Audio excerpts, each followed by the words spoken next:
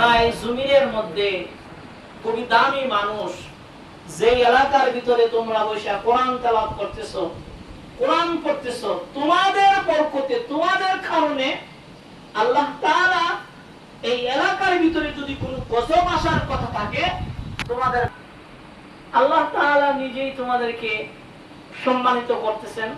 কারণ হলো তোমরা কোরআনের সাথে সম্পর্কিত। এই জন্য এই কোরআনকে তোমরা বুকে ধারণ করবা, কোরআন নিয়ে সারা জীবন।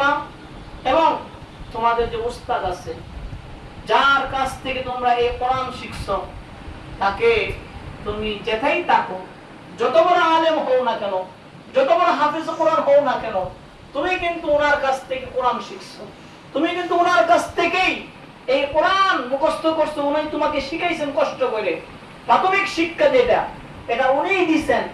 এই জন্য ওনাকে সম্মান দিতে হবে। যে উস্তাদের সাথে বেয়াদবি করে সে কোনোদিন সফলতার মুখ দেখতে পারে না। এই জন্য উস্তাদ যেভাবে বলে, উস্তাদের সাথে একমত পোষণ করে, উস্তাদের কথা শুনে আদবদার হয়ে সুন্দর করে চলার চেষ্টা করবা। ইনশাআল্লাহ পারবো না?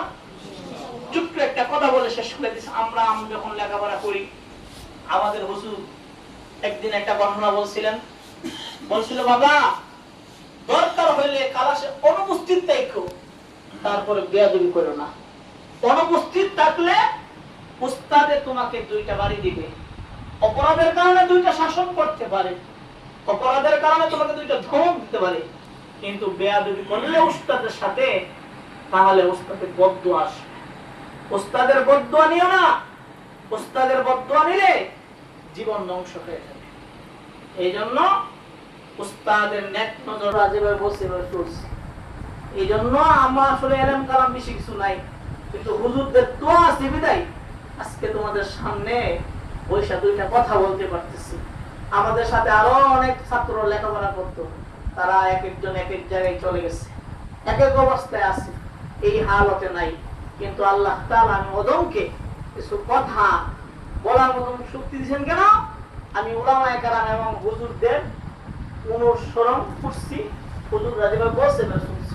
তোমরাও এই যে আমাদের সাথে হুজুর আছেন, অনেক ভালো মানুষ, এবং শুধু ভালো না, মনের দিক তো বড় মনের অধিকারী, এবং ওনার যে কোনো ছাত্র সমস্যা হয়, মা যেমন সন্তানের জন্য গলা কাটা আমাদেরকে পরিপূর্ণ বাবু হাফেজ ও তৌফিক দান করুন, আমিন।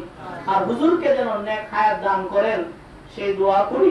এই বলে আমার সংক্ষিপ্ত কথা এখানে শেষ করলাম। সকলে ভালো থাকবা।